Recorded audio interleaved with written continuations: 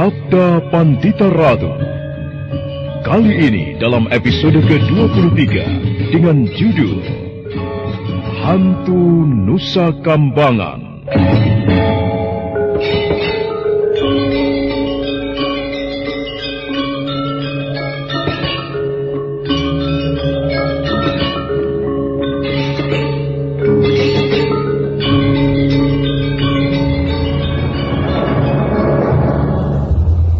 Keinginan Tawang Alun untuk membuat jera dan menjajal ilmu kanuragan yang dimiliki oleh Windu Pawoko semakin menjadi, dan ternyata Galutitis tidak mencegahnya. Tawang Alun kemudian menyiapkan seekor kuda untuk memancing perhatian Windu Pawoko.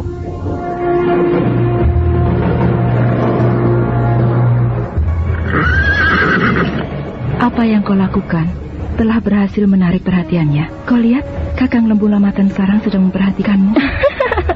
Aku berangkat, Kang Bo. Hati-hatilah. Aku tidak perlu takut. Bukankah kau akan membayangiku? Iya, aku akan menyusumu nanti. Hap, hiya, hiya, hiya.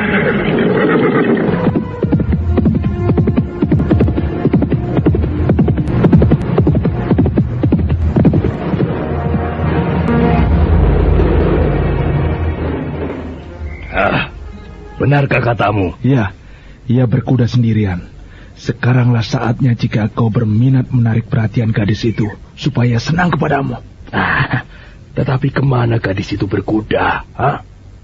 Kembali ke Prambanan? Rasanya tidak. Nampaknya ia hanya berkuda mengelilingi padukuan ini, atau sekedar berjalan-jalan. Bagus. Aku akan menyusulnya. Aku ikut. Aduh, jangan Lembu Lamatan. Kalau kau ikut, kau justru akan menggangguku. Jika ada orang lain, aku tidak bisa merayu gadis itu agar bersedia menjadi milikku. Akan kau tenggelamkan di laut istrimu itu? Apa yang diperhitungkan oleh Tawang Alun ternyata benar dan menjadi kenyataan. Tidak berapa lama kemudian seekor kuda berderap melesat keluar dari padepokan Sekar Jati. Galutitis yang melihat Windu Pawoko berkuda tersenyum dalam hati. Tidak terlampau sulit bagi Windu Pawoko untuk menemukan Tawang Alun. Gadis itu ternyata sedang duduk di atas kudanya yang sedang merumput di dekat bendungan Tambak Segara. Tanpa ragu-ragu, Windu Pawoko mengarahkan kudanya mendekati gadis itu.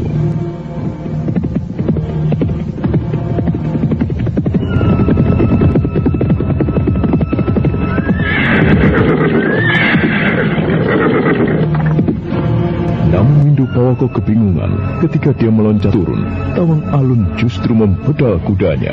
Hiya, hiya, hiya.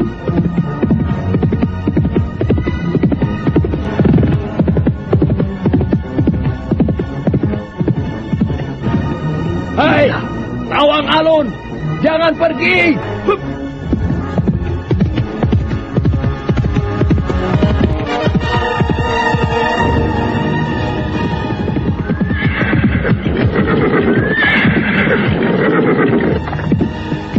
Kau mengikutiku? Aku ulangi lagi pertanyaanku. Mau apa kau mengikuti aku? Jawab. Aku tidak bermaksud apa-apa. Kalau kau tidak bermaksud apa-apa, lalu apa maksudmu mengikuti aku ke bendungan dan sekarang ke tempat ini pula? Kau tentu bermaksud jahat. Hei Windu Pawoko, aku sudah cukup banyak mendengar siapa kau. Dan sekarang jika kau mengikuti aku ke tempat ini, aku langsung bisa menebak apa yang kau inginkan. Apa kau kira, walaupun kau laki-laki, aku tidak berani melawanmu? Turunlah dari kudamu, dan ayo kita berkelahi.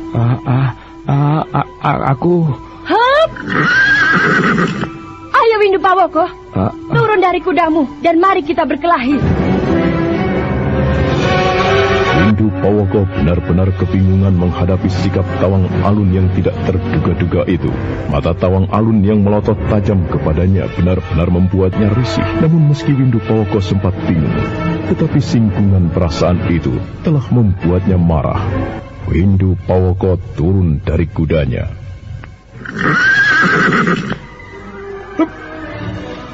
Bagus. kau telah turun dari kudamu dan aku telah siap. Tunggu. Kau siap untuk apa? Untuk berkelahi. Hiat! Hei, gila. Bagus. Sekali lagi. Hiat! Hiat! Gila. Jangan hanya mengumpat. Ayo, bangkit, kita berkelahi. Perempuan liar. Nah, begitu seharusnya. Mengumpatlah. Dengan demikian, ada alasan bagi kita untuk berkelahi. Akan aku tunjukkan kepadamu bahwa meski aku makhluk perempuan, tetapi tidak akan kalah berkelahi denganmu. Hiat! Hiat!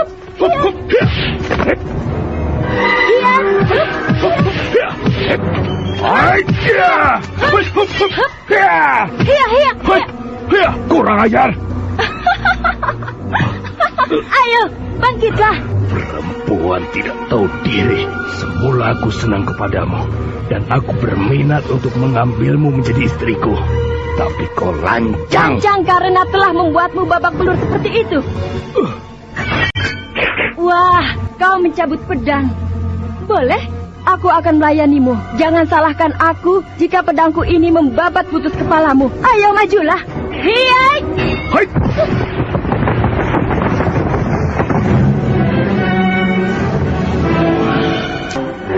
Ayo, kalau kau ingin kepalamu terpotong seperti pohon itu, majulah. Kebetulan sekali, aku sudah lama sekali tidak membunuh orang. Rupanya kali ini keinginanku untuk menambah jumlah orang yang aku bunuh bakal kesampaian. Ayo, majulah. Windu Pawoko benar-benar terpana menyaksikan apa yang dilakukan oleh Tawang Alun. Gerakan pedang itu benar-benar luar biasa. Meski pedang itu tipis, tetapi ayunan pada sebatang pohon pinang yang tumbuh di dekatnya menunjukkan betapa tajamnya senjata yang tipis itu. Lebih-lebih manakala Tawang Alun menggerakkan pedang itu silang menyilang, benar-benar membuat Windu Pawoko terpaku dan bingung.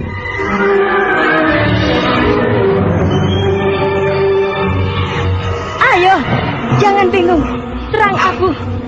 Atau kalau kau tidak berani, kau boleh kembali. Akan tetapi pakaianmu harus kau ganti dengan pakaian perempuan. Gila.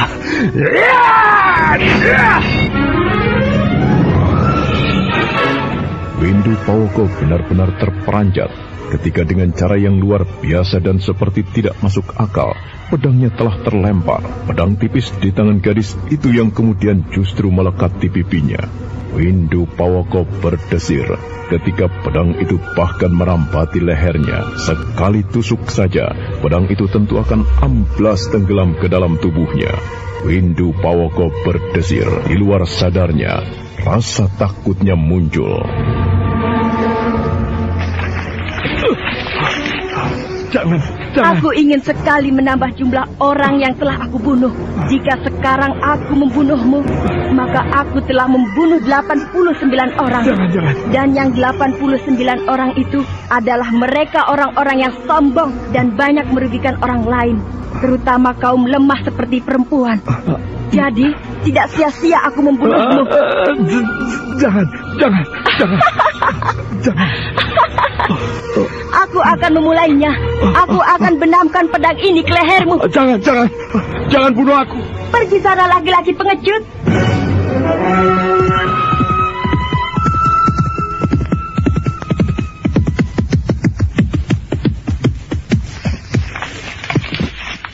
Kau benar-benar demi Tawang Alun? Kenapa, Kang Bo? Aku telah menyusulmu ke bendungan di tambak segaran itu. Akan tetapi kau tidak ada. Aku menjadi cemas kalau terjadi sesuatu. Kau rupanya berada di sini. Ini bekas-bekas perkelahian. Mana dia? Kang Bo tidak berpapasan dengannya. Tidak? Ia lari terbirit-birit ketakutan, Kang Bo. Aku katakan kepadanya, jika aku membunuhnya, maka aku telah membunuh orang yang ke-89. Gila. Ia lari ketakutan sampai tidak sempat mengurusi kuda yang dibawanya, Kang Bo.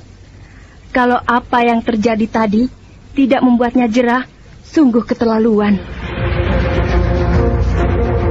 Apa yang dialami Windu Pawoko benar-benar meninggalkan rasa sakit yang luar biasa dalam hati pemuda itu. Dengan wajah babak belur, Windu Pawoko menemui Wondok Geni dan Lembu Lamatan. Kedua kawannya itu terkejut.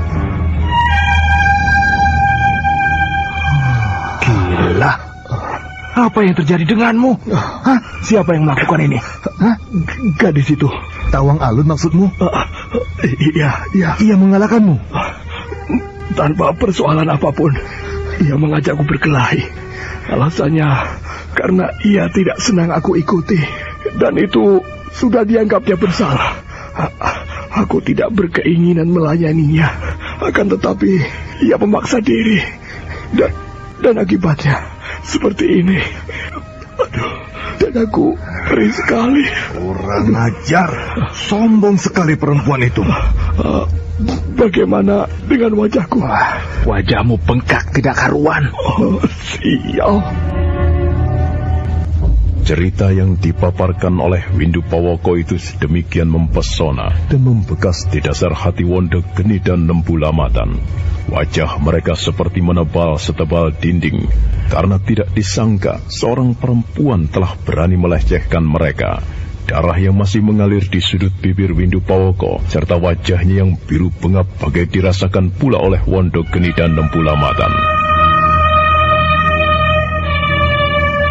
Pembicaraan ketiga pemuda itu terhenti di regol padepokan. Nampak Galuh Titis dan Tawang Alun telah turun dari kudanya.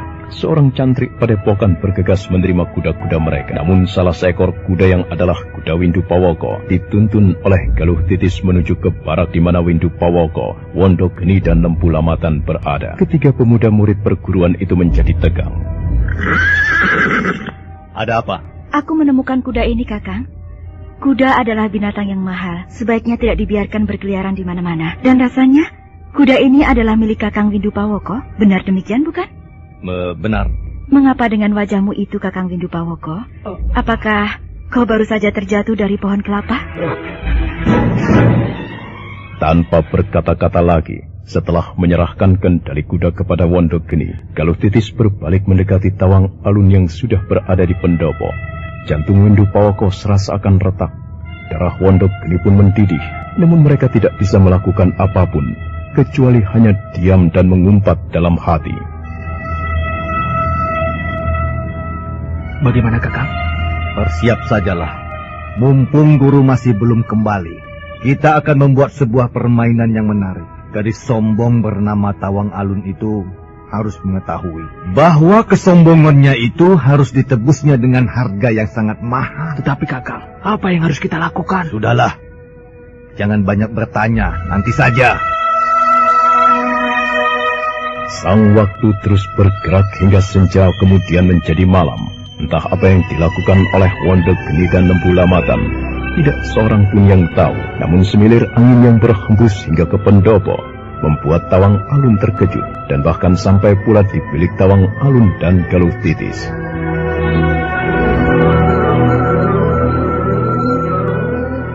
Bau apa ini? Bau?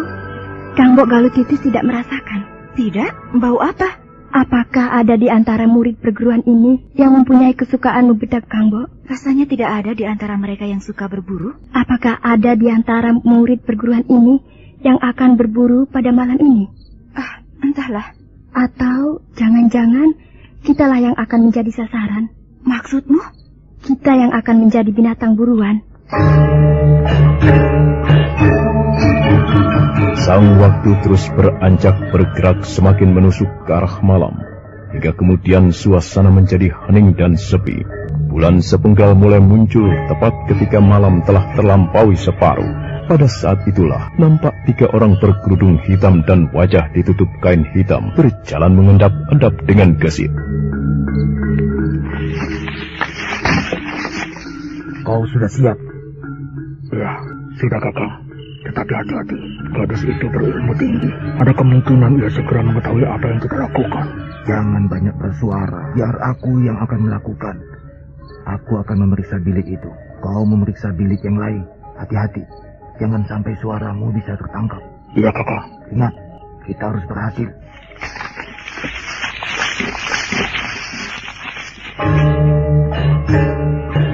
Gesit sekali bagaikan langkah seekor kucing. Orang berkerudung itu berjalan mengendap-endap tanpa bersuara. Beberapa saat ia memerlukan untuk berhenti dan memperhatikan suasana dengan seksama. Akhirnya orang berkerudung itu telah melekat pada sebuah dinding sebuah bilik. Ia kemudian mengintip melalui sebuah lubang kecil. Ternyata benar, perempuan sombong dan galuh titis itu tidur di sini. Mimpilah yang indah, Nduk. Karena kau akan mendapatkan sesuatu yang indah yang akan aku berikan ketika kau berdua sudah tidak sadar diri. Orang berkerudung hitam itu masih mengintip sekali lagi.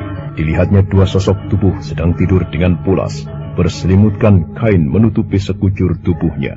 Orang berkerudung hitam itu segera mengambil sebuah pipa yang telah disiapkannya. Pipa yang ternyata telah berisi serbuk bubuk yang bersifat membuat korbannya tidak sadarkan diri itu segera dihembuskannya perlahan. Hal itu diulanginya lagi dan diulanginya lagi.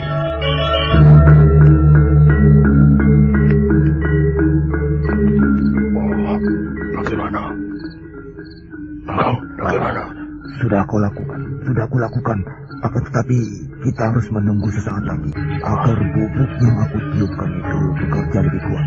Ingat, Kakang, gadis sombong itu milikku. Terserah, aku hanya menghendaki galuh titis, tidak yang lain. Aku dapat apa? Jangan keras-keras. Nanti kau dapat sisaku.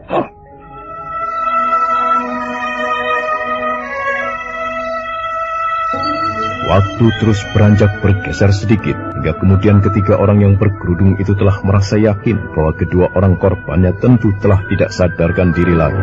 Ketiganya kemudian bergegas menuju ke bilik di mana Galuh Titis dan Tawang Alun sedang tidur lelap. Pintu dibukanya dengan paksa, tetapi nyaris tanpa bersuara.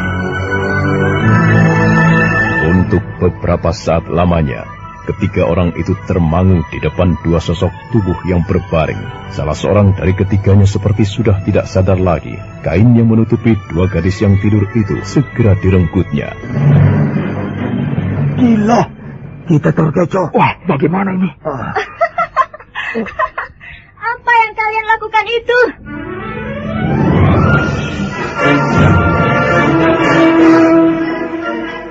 Ketiga orang berkerudung itu kebingungan dan saling berpandangan. Di belakang mereka telah berdiri Tawang Alun dengan tegap. Tangan kanannya telah memegang sebuah pedang tipis yang berkilat-kilat ditimpa cahaya oncor. Dan tidak jauh darinya, bersandar pada sebuah tiang, Galuh Titis memandang ketiga orang itu dengan tatapan mata yang sirik dan benci. Sebaiknya bersikaplah lebih jantan sedikit. Tunjukkan bahwa kalian bertiga adalah laki-laki, bukan perempuan. Caranya dengan membuka penutup wajah itu. Sebab kalau tidak, aku akan menganggap kalian tak lebih dari maling kecil yang memalukan. Dan meski terhadap maling kecil, aku tidak segan-segan untuk membunuh.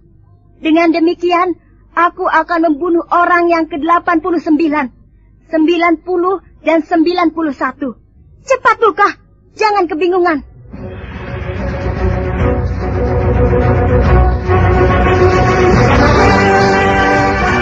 Selangkah Tawang Alun berjalan maju sambil menggetarkan pedangnya.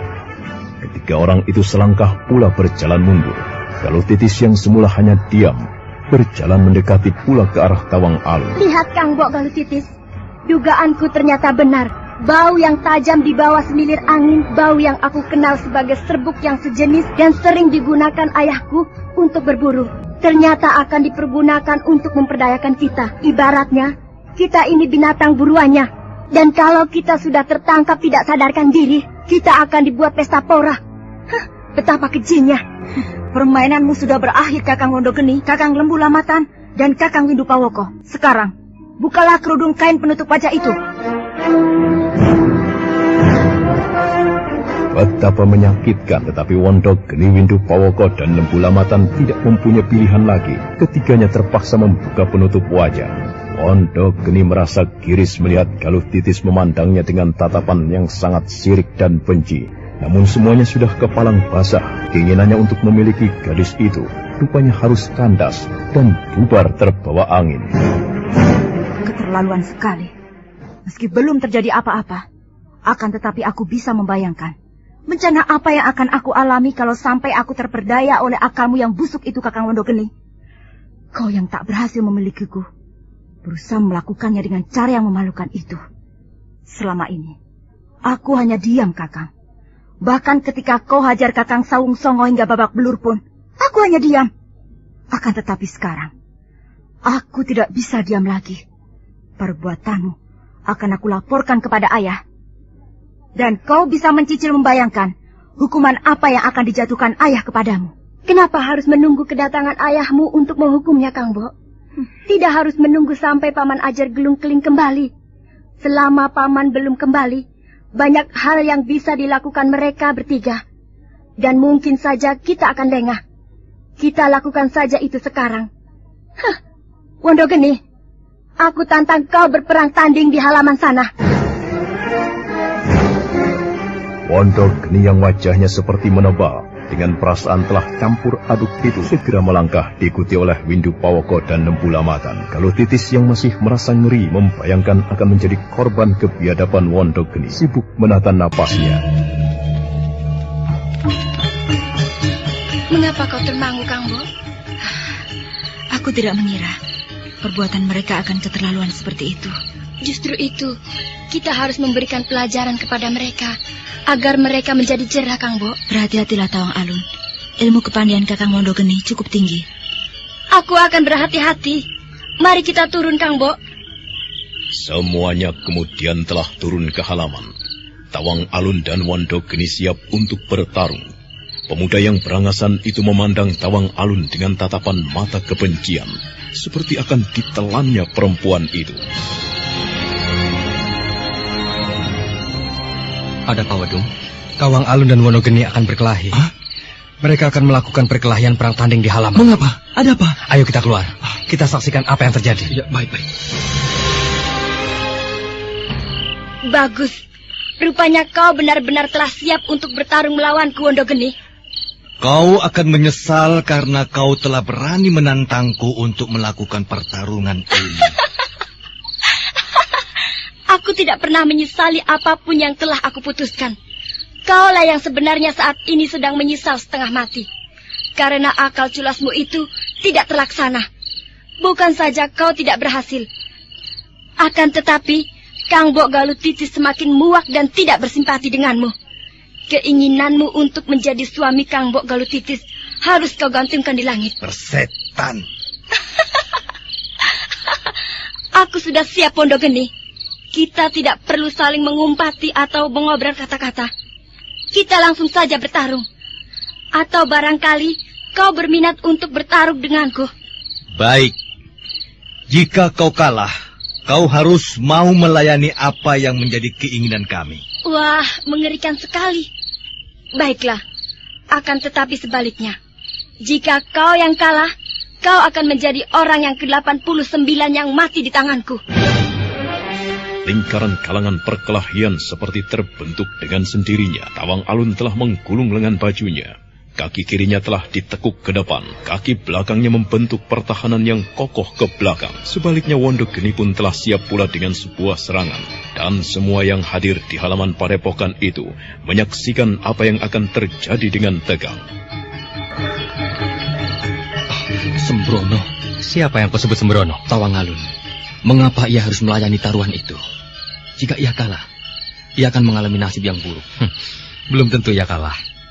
Tampaknya ia memiliki bekal ilmu kanuragan untuk menjamin apa yang telah diucapkannya. Apa sebenarnya yang menyebabkan mereka bertarung di tengah malam seperti ini?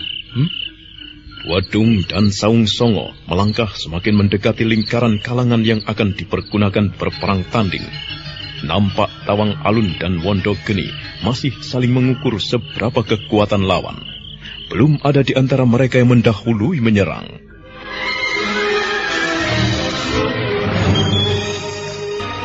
Mengapa hanya diam saja? Ayo, seranglah aku lebih dulu. Baik, aku akan mendahului menyerangmu. Nah, terimalah.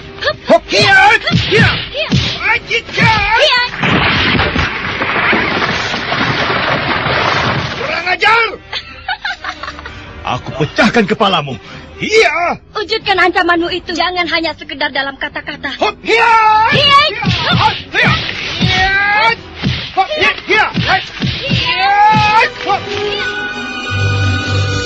Perkelahian itu berlangsung dengan sengit. Wondo Geni yang melihat betapa tangguh lawannya tidak merasa sungkan-sungkan lagi dalam menyerang. Sebaliknya Tawang Alun lincah bagaikan burung seriti, seperti menari-nari mengitari Wondo Geni, dan sesekali ayunan tangannya menyengat tubuh Wondo Geni hingga sesekali terdengar umpatan kasar dari pemuda berangasan itu.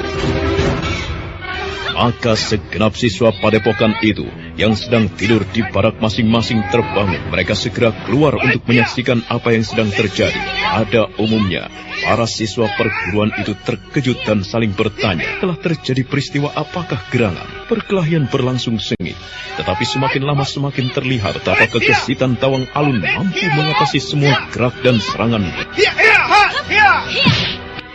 Megap-megap nafasmu, Wondo Geni. Kau benar-benar perempuan liar. Bagus, aku senang dengan julukan yang kau berikan itu. Akulah perempuan liar. Kau mau apa? Aku tidak peduli. Meski kau mati di tanganku, kau yang telah membuat persoalan. Enak saja kau memutarbalikkan kata-kata dan kenyataan, Wondo Geni. Aku yang kau katakan membuat persoalan.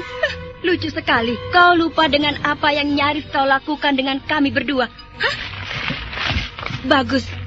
Kau telah mencabut pedang, dan aku telah siap untuk menyempurnakan kematianmu. Kau akan menjadi orang yang ke-89 yang mati di tanganku. Kau pikir aku percaya dengan bualanmu itu, Semua orang yang menyaksikan pertarungan ini akan melihat dan menjadi saksi betapa kau dikalahkan oleh seorang perempuan. Ayo, kita lanjutkan perkelahian ini. Masing-masing telah mencabut pedangnya. Wondo Geni telah melolos buah pedang dari sarungnya, dan Tawang Alun dengan tanpa ragu-ragu telah menyilangkan pedang tipisnya di depan dada. Matanya tajam memandang, perhitungannya harus cermat. Dan kemudian...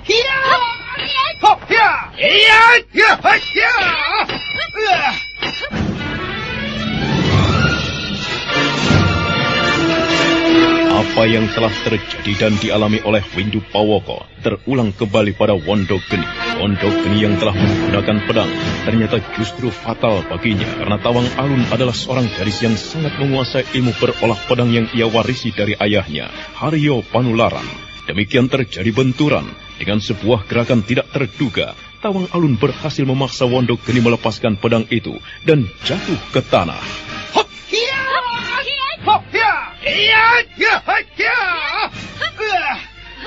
Kau kalah, Wondo Geni. Pedangmu telah jatuh. Dan sekali aku gerakan, pedang ini akan mencungkil matamu. Atau betapa mudahnya aku benamkan senjata ini ke dalam perutmu. Bagaimana? Kau tidak mengaku kalah? Persetan denganmu. Ayo, bunuh aku. Kau benar-benar ingin mati rupanya. Ayo, jangan tanggung-tanggung. Bunuh aku! Kau harus mengakui kenyataan. Kau telah kalah, Wondo Geni. Aku tidak kalah. Kau bisa mengakui menang kalau kau telah membenamkan senjatamu itu ke dada. Ayo, bunuh aku! Gila! Ayo! Mengapa kau ragu-ragu? Ayo, bunuh aku! Kau belum mengakui kalah. Aku belum kalah. Dan aku tidak akan pernah dikalahkan oleh perempuan. Baik. Ambil kembali pedangmu itu. Ambil! Merah padam wajah Wondo Geni yang bisa dikalahkan dengan cara yang sangat mudah itu. Tawang Alun berjalan mundur memberi kesempatan, dan Wondo Geni segera memungut pedangnya yang terjatuh. Mata pemuda itu liar.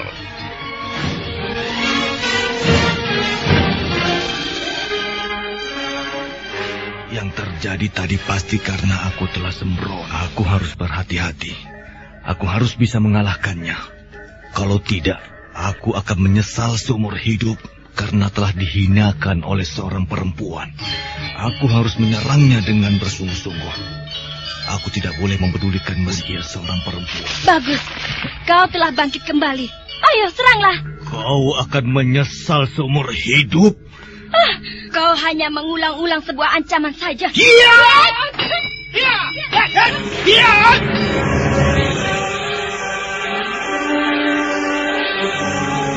Wondo Geni yang bagaikan orang wuru dan telah kehilangan akal segera meloncat dengan ayunan pedangnya yang mantap. Namun Tawang Alun bergeser ke samping dan kemudian melenting berputar. Tangannya yang memegang pedang tipis itu menyongsong dan dengan ayunan yang keras berusaha mengungkit pedang lawannya. Usahanya ternyata berhasil. Pedang Wondo Geni terlempar jauh dan lagi-lagi pedang Tawang Alun telah melekat. Kali ini di punggungnya. Bagaimana? Apakah kau belum mengakui bahwa kau telah kalah menghadapi aku, Wondo Geni? Bunuh aku, ayo. Bunuh aku kalau kau merasa telah memenangkan pertarungan ini. Benamkan pedang itu ke punggungku, ayo lakukan. Kau harus mengakui bahwa kau telah kalah. Aku tidak kalah. Kalah bagiku hanyalah sebuah kematian. Ternyata Tawang Alun yang kemudian justru menjadi bingung menghadapi sikap dari Wondo Geni itu. Tawang Alun justru terdiam dan tidak tahu harus melakukan apa. Semua siswa perguruan Sekar Jati yang menyaksikan pertarungan itu diam dalam pelukan tegang. Pada saat itulah Wondo Geni memang belum kalah, akan tetapi biarlah ia melawanku. semua yang ada di halaman itu terperanjat mendengar ucapan itu. Terlebih-lebih Wondo Geni sendiri. Wondo Geni yang mengenali suara itu tersentak dan menjadi tegas. Sejenak kemudian, dari bayangan rimbunnya tanaman, nampak dua orang lelaki melangkah mendekat. Galuh Titis terkejut melihat lelaki itu. Demikian juga dengan Tawang Alun.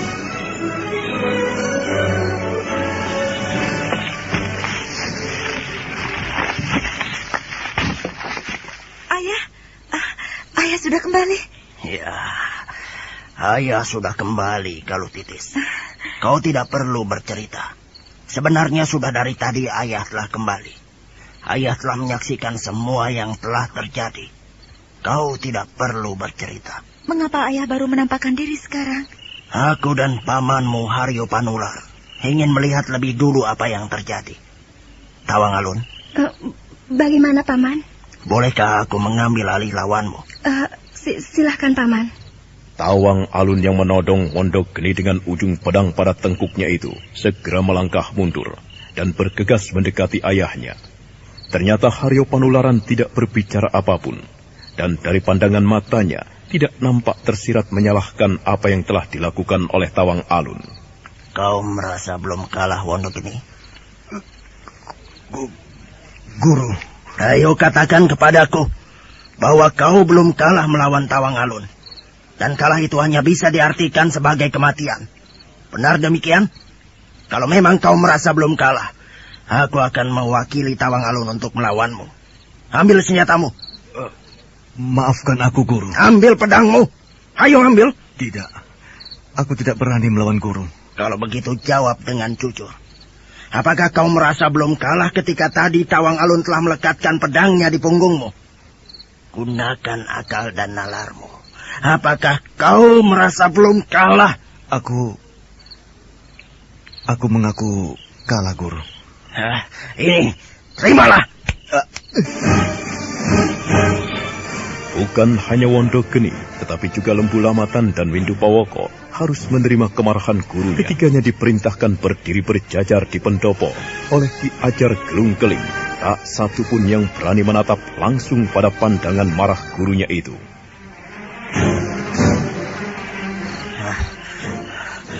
Memalukan sekali. Memalukan. Aku merasa malu. Karena baru sekarang aku benar-benar melihat dengan kepala dan mataku sendiri perilaku burukmu, Wondo Geni.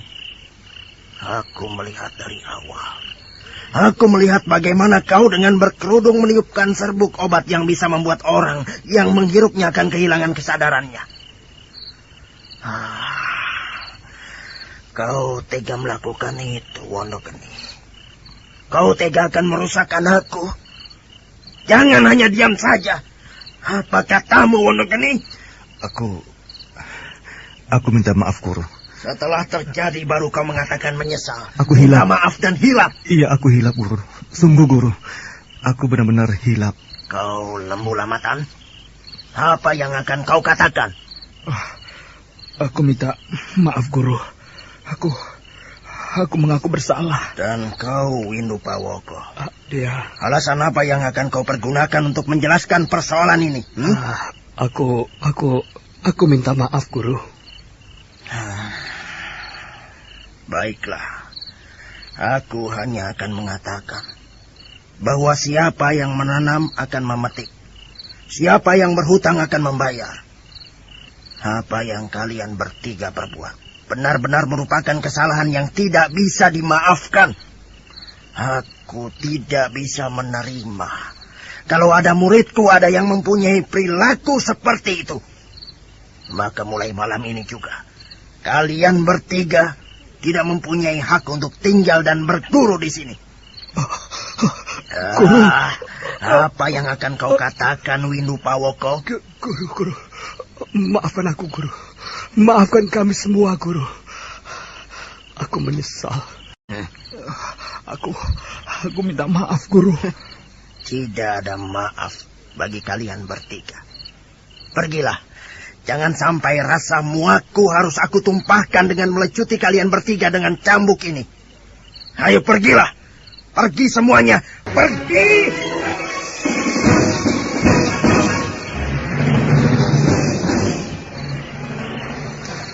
Lalu, bagaimana dengan nasib ketiga orang itu, Paman? Apakah Wondogeni dan Lembu Lamatan serta Windu Pawoko benar-benar pergi diusir oleh gurunya?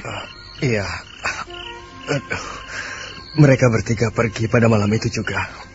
Tentu dengan membawa perasaan dendam yang luar biasa di dalam hatinya. Benar, Badrawati. Akan tetapi, Paman mengatakan baru saja dikejar-kejar oleh 3 orang saudara seperguruan Paman, dan saung-saungan mereka culik. Ceritanya masih panjang, Badrawati. Dan kemudian melibatkan munculnya orang aneh. Orang aneh? Siapa itu? Orang itu memiliki guratan-guratan yang berbentuk seperti tatapan mata yang berada di telapak tangan kirinya.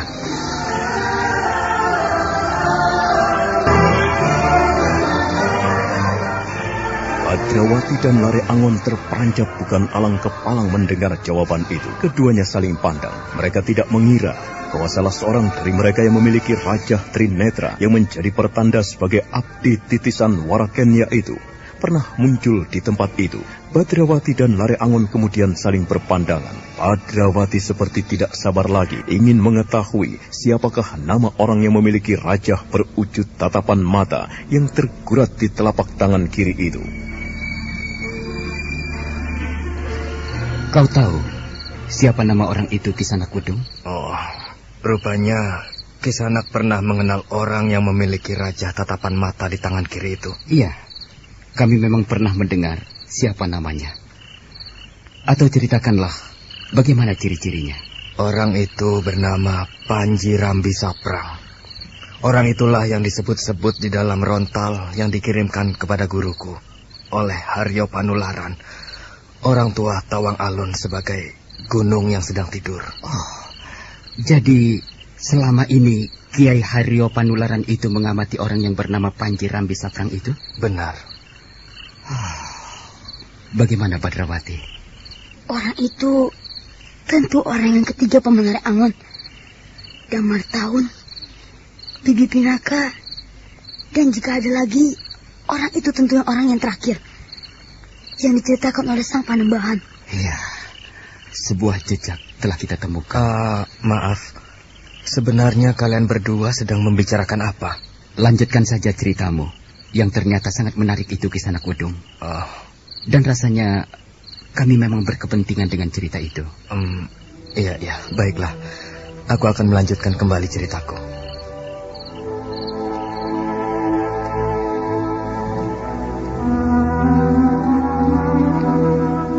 Sang waktu telah bergeser di kawasan Candi Swambara Budura, yang tentunya adalah juga di tempat-tempat yang lain. Wedung yang masih merasakan perih di punggungnya akibat anak panah itu kembali melanjutkan ceritanya dengan tertatih-tatih. Adalah pada saat itu, setelah Wondogeni, Lembu Lamatan, dan Windu Pawoko diusir pergi, Ajar Gelung Keling mengajak adik seperguruannya, Haryo Panularan, untuk naik ke pendopo dan kemudian duduk bersama-sama di hamparan tikar yang digelar. Pada saat itulah, Tawang Alun terkejut setelah menyaksikan keadaan ayahnya dengan seksama. Ternyata, ayahnya itu dalam keadaan sakit. Dalam siraman cahaya lampu, terlihat betapa pucatnya wajah ayahnya itu.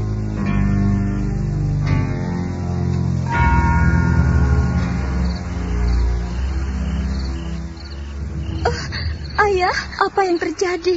Ayah nampak pucat sekali. Aku tidak apa-apa, Alun. Ayah berbohong. Ayah pucat sekali. Sudahlah, jangan cemas. Ayah tidak apa-apa. Apa yang telah terjadi, Paman Keling? Kenapa dengan ayahku? Kami berdua baru saja berperang tanding. Lalu, berperang tanding dengan siapa, Paman? Dan siapa yang menang? Kami yang kalah.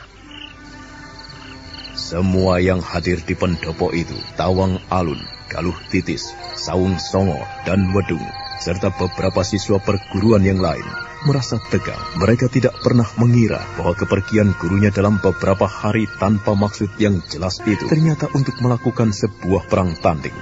Tawang Alun menjadi semakin cemas melihat keadaan ayahnya yang memang nampak pucat itu.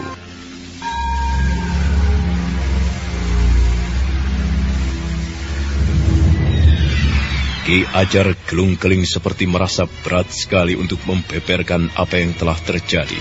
Namun tatapan Tawang Alun seperti mendesaknya untuk menceritakan, dan keinginan itu adalah keinginan yang tidak tercegah. Ketika Ki Ajar Gelung Keling melirik pada adik seperguruannya, memang terlihat betapa Haryo Panularan nampak semakin pucat, bahkan keringat telah mengembun di keningnya.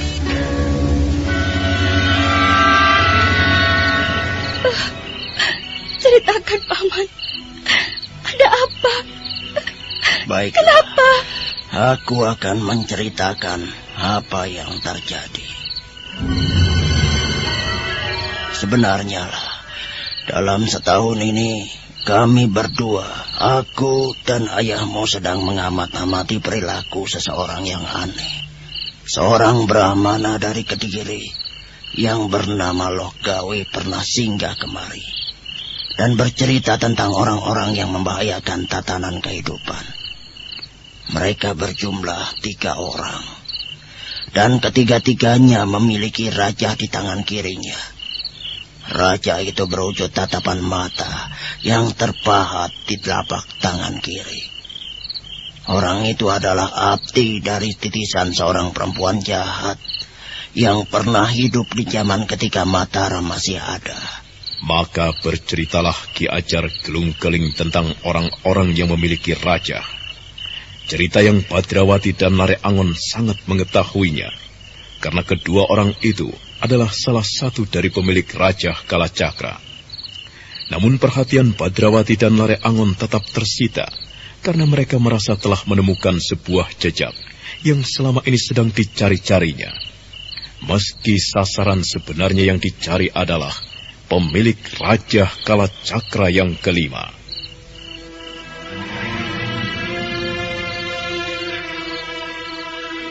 Itulah beberapa hal yang diceritakan oleh Brahmana Logawe tentang orang-orang yang berbahaya, yang memiliki raja berwujud tatapan mata di telapak tangan kirinya. Sampai pada suatu hari, ayahmu yang sedang berada di kaki candi Prambanan, datanglah orang itu yang sengaja ingin bertemu dengan ayahmu. Dia bernama Panji Rambi Saprang. Apa yang terjadi, Ayah? Bagaimana Ayah pertama kali bertemu dengannya? Ia menunjukkan telapak tangan kirinya kepadaku. Lalu?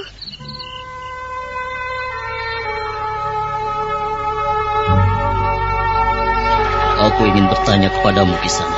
Apa yang ingin kau tanyakan kepadaku? Kau lihat telapak tangan ini. Pernahkah kau bertemu dengan orang yang memiliki pertanda seperti ini?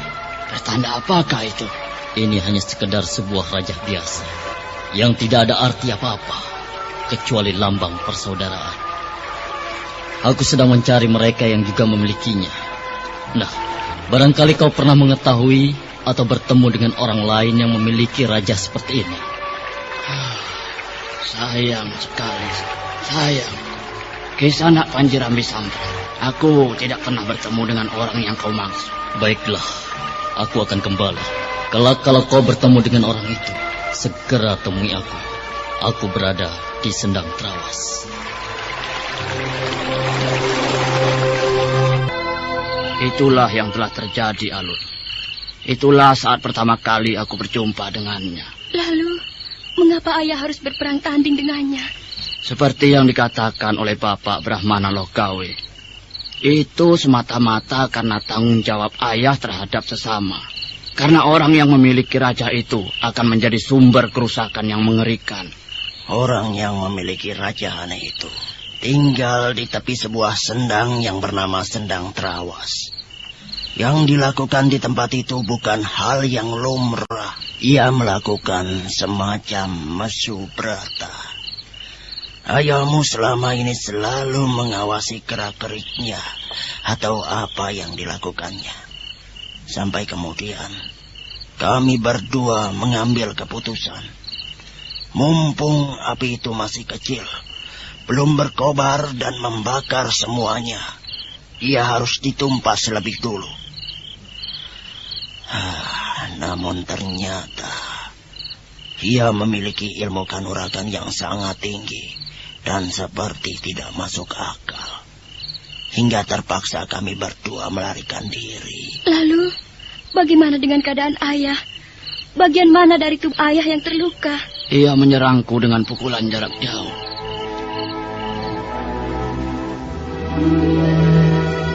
Tawang Alun menjadi semakin cemas melihat keadaan ayahnya yang semakin lama semakin pucat. Apalagi ketika Tawang Alun itu mengetahui pukulan yang telah menimpa ayahnya itu mengandung racun.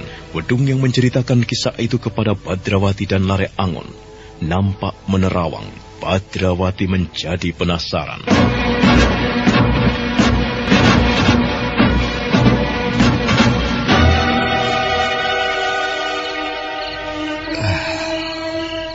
Bagaimana kelanjutannya, Kisanak Kudung? Beberapa hari lamanya, Kiai Haryo Panularan yang sakit itu dirawat di perguruan Sekarjati. Dan guru kami, Ajar Gelung Keling, tidak habis-habisnya berusaha untuk menyembuhkannya. Namun, ternyata racun yang menjalar di tubuh Kiai Haryo Panularan itu tidak teratasi. Hingga akhirnya, pada hari ke-7, ayah Tawang Alun itu pun kemudian kembali kepada Sang Pencipta.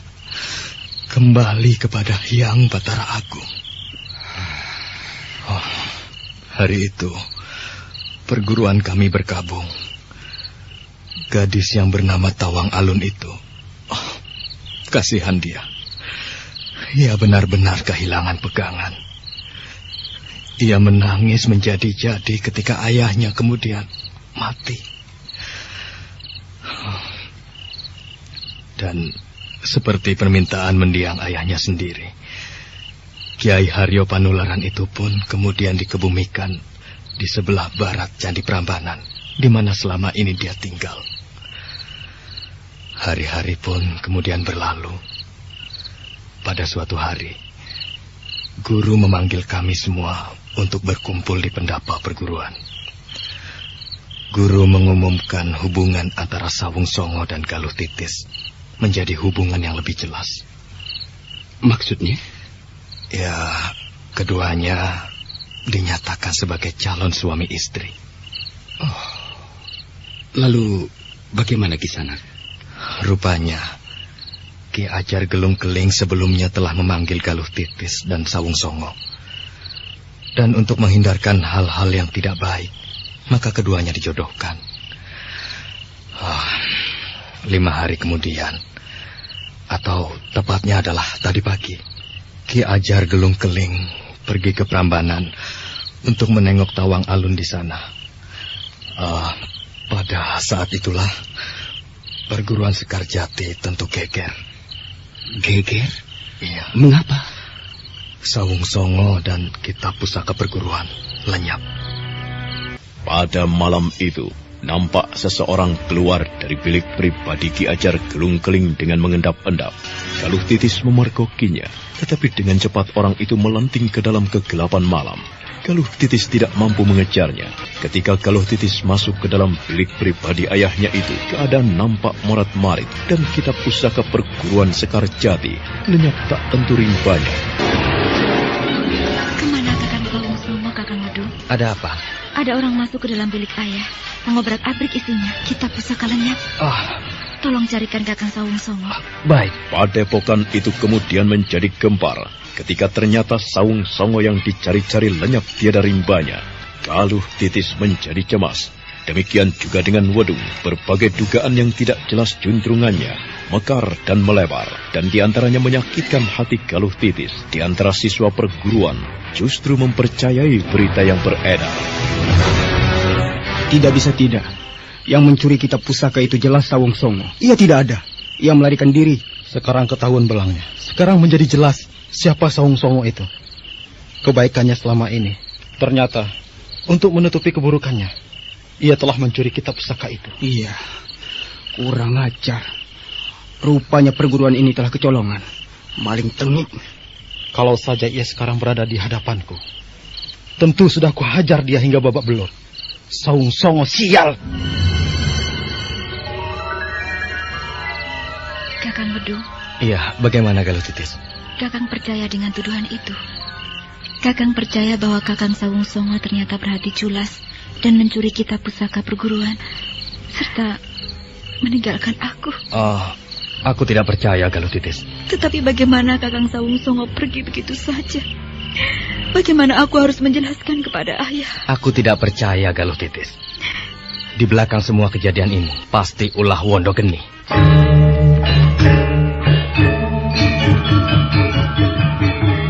Pendapat yang diucapkan oleh Wedung itu ternyata menggugah hati Galuh Titis. Dia tidak percaya jika Sawung Songo telah melakukan tindakan yang tercela itu.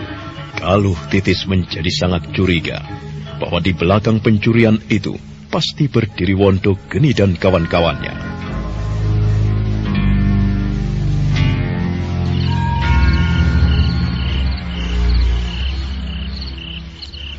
Aku akan mencarinya, Kakang. Aku akan memburu mereka. Di tangan mereka, nasib buruk akan menimpa Kakang Sawung Songo. Tunggu. Jangan kau kehilangan akal, Galuh Titis. Jadi aku harus bagaimana? Jangan kau yang melakukannya.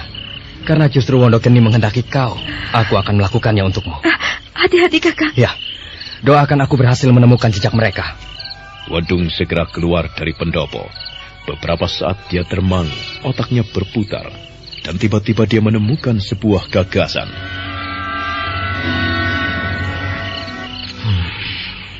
Peristiwa ini terjadi justru ketika guru sedang tidak berada di padepokan.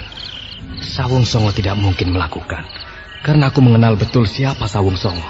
Dan rupanya di antara siswa ada yang justru meniup-niupkan fitnah, seolah Sawung Songo yang telah mencuri kitab pusaka perguruan itu. Aku harus memeras keterangan darinya. Wedung segera bergegas menuju ke sebuah barak, menemui seorang siswa yang diyakini bekerja sama dengan Wondogeni. Tanpa berbicara apapun, orang itu digelandangnya menuju ke halaman belakang, dan sebuah pisau telah melekat di pinggangnya. Apa-apaan ini? Ada apa? Mengapa kau menggelandangku kemari? Aku sebenarnya sudah tahu apa yang terjadi. Bahwa kau yang meniup-niupkan pendapat yang seolah-olah pencuri kitab pusaka dan membawanya minggat itu adalah Sawung Songo. Aku tahu. Kau dengan sengaja menyebarkan fitnah itu untuk Wondogeni. Ayo, mengakulah. Aku tidak tahu apa maksudmu. Jangan berpura-pura. Katakan. Apa yang harus aku katakan? Aku tidak tahu apa-apa.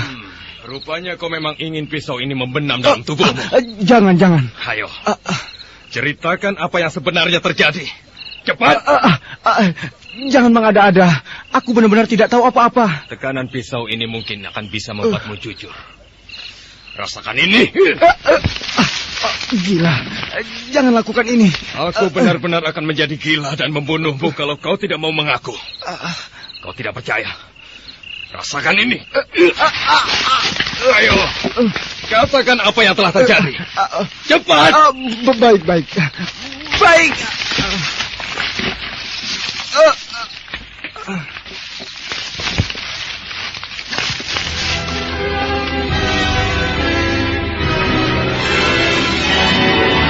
Siswa perguruan Sekar Jati itu menjadi ciut nyalinya ketika Wedung telah melekatkan sebuah pisau di lambungnya. Tatapan Wedung benar-benar menyiratkan sebuah ancaman. Kalau tidak dia penuhi perintah itu, siswa itu tentu akan mati.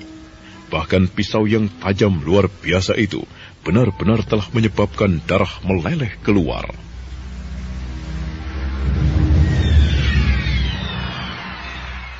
Ayo, cepat bicara. Sawung Songo, benar culik. Dan siapa yang mencuri kitab pusaka perguruan Sekarjati itu? Wondogeni. Di mana Sawung Songo itu disekap?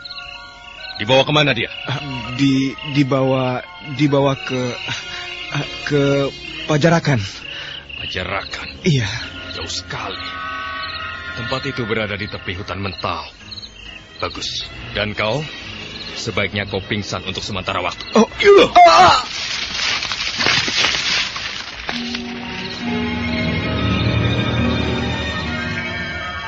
Sekali hantam saja, siswa perguruan yang berkomplot dengan Wondogeni itu jatuh pingsan. Gelung segera menyumpal mulutnya dengan kain dan mengikat tubuhnya erat-erat. Setelah apa yang dilakukannya itu selesai, Gelung segera berlari menuju kandang kuda. Dan tidak berapa lama kemudian, dia telah membedal kudanya menuju ke Pajarakan.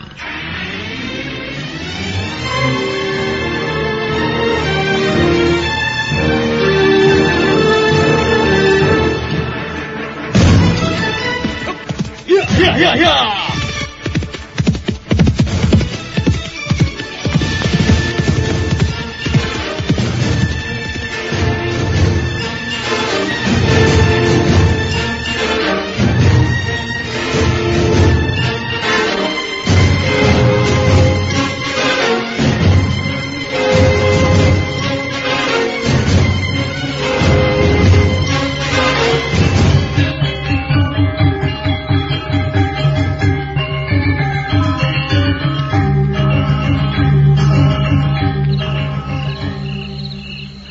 Rasakan ini.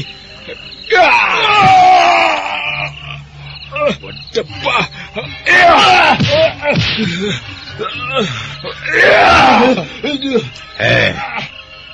Sawung Songo. Aku dengar katanya kau telah diangkat menjadi calon menantu Ki Ajar ya. Hah? Dan kau sudah membangun angan-angan akan menjadi suaminya, beranak pinak seperti kelinci, hah? Mengapa kau lakukan ini kepadaku, Wondogeni? Apa kesalahanku kepadamu? Oh, jadi kau belum tahu apa kesalahanmu kepadaku? Hah? Kau belum tahu apa kesalahanmu kepadaku? Rupanya otakmu sudah tidak bisa berpikir waras lagi. Nah, supaya waras, terima ini. Bagaimana? Sekarang kau sudah bisa berpikir apa kesalahanmu kepadaku. Kau telah menghancurkan harapan yang selama ini aku pupuk dan melambung di langit. Gara-gara kau, aku kehilangan Galuh Titis. Gara-gara perbuatanmu, aku tidak bisa menuntaskan berguru ulah kanuragan di perguruan Sekarjati itu. Bagaimana? Kau sudah tahu apa kesalahanmu? Dan nasibmu sangat buruk, Sawung Songo.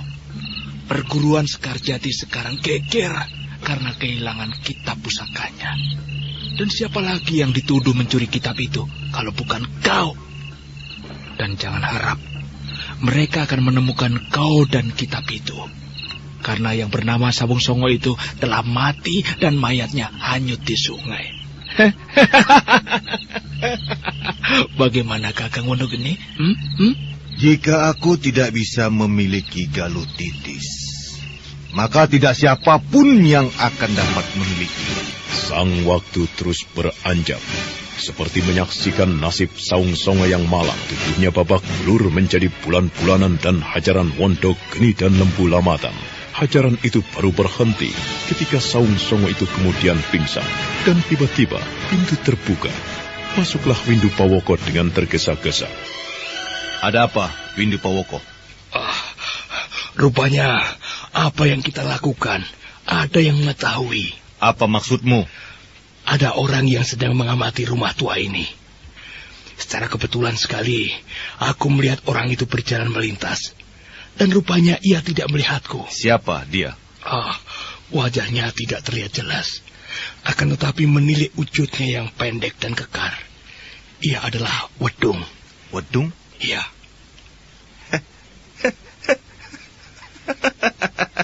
Wedung? Ia menyusul kita kemari. Ayo, kita keluar semuanya. Rupanya kita akan melakukan sebuah permainan yang menarik.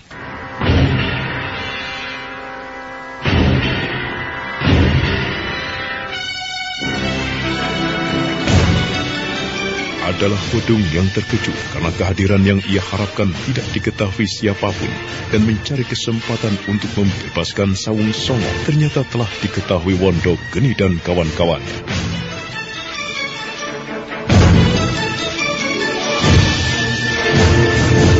Oh, sial. Mereka menyebar. Rupanya mereka telah mengetahui kehadiranku. Apa boleh buat? Aku harus menghindar. Wedung terpaksa beringsut kembali ke arah kudanya yang disembunyikan.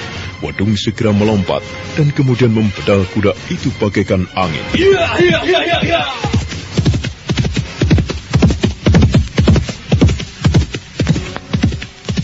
Itu dia. Cepat kita ambil kuda. Kita kejar dia. Ayo, cepat. Ayo.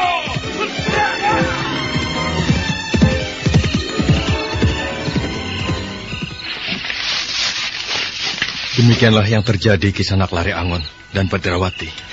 Aku bermaksud membebaskan Sawung Songo. Akan tetapi, aku bernasib sial. Aku dikejar-kejar. Dan aku membedal kudaku sejadi-jadinya. Sehingga tanpa aku sadari, aku telah kehilangan arah. Apa yang kemudian terjadi, kisah anak Lare Angon dan Badrawati tentu lebih mengetahui. Dengan demikian, bagaimana nasib sahabatmu yang bernama Sawung Songo itu, Paman? Kau tidak tahu? Benar. Bagaimana Paman Lare Angon? Apakah kita akan tinggal diam melihat kejadian ini? Oh, tentu tidak, Badrawati. Dari kisah yang diutarakan kisah anak Kudung ini, kita justru menemukan sebuah jejak dari orang ketiga yang menjadi kaki tangan Durga pada bandari itu. Masih mampukah Paman berkuda? Paman Hudung akan aku temani kembali ke Padepokan Sekarjati. Biar Paman Lare Angon yang akan menolong sahabat Paman yang bernama Sawung Songo. Bagaimana Paman Lare Angon? Paman tentu sependapat. Iya, aku sependapat. Nah, bagaimana Paman Hudung? Ya, aku rasa aku masih mampu berkuda. Akan tetapi, kenapa Kisanak? Kau mencemaskan apakah aku mampu menghadapi Wondogeni dan dua kawannya itu? Iya. Ya, kita lihat saja nanti. Apakah aku mampu melakukannya atau tidak? Lebih dari itu, kita akan menggunakan akal. Bagaimana caranya agar bisa menolong sahabatmu Sawung Songo itu? Ya, baiklah. Aku percaya. Perjalanan yang kemudian ditempuh oleh Badrawati dan Wedung bukanlah perjalanan yang bisa ditempuh dengan cepat karena keadaan Wedung yang terluka punggungnya. Dengan berkuda ala kadarnya, mereka menuju ke arah timur. Tetapi Lare Angon telah tidak terlihat lagi bayangannya. Pemilik Raja Kalacakra itu telah membedal kudanya menuju ke arah Pajarakan.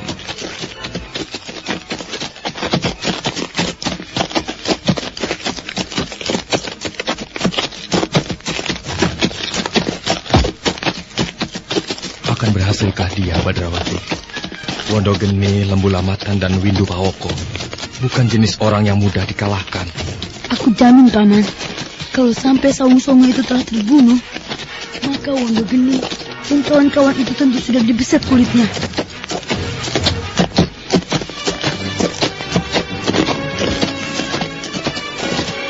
Wedung bertanya-tanya dalam hati, siapakah gerangan sebenarnya Lare Angon dan Badrawati itu? Karena menilik wujudnya, kedua orang itu tentu bukan orang sembarangan. Waktu yang bergerak telah mendekati saat datangnya pagi. Kesadarannya semakin lama semakin berkurang, dan Wedung merasa matanya berkunang-kunang.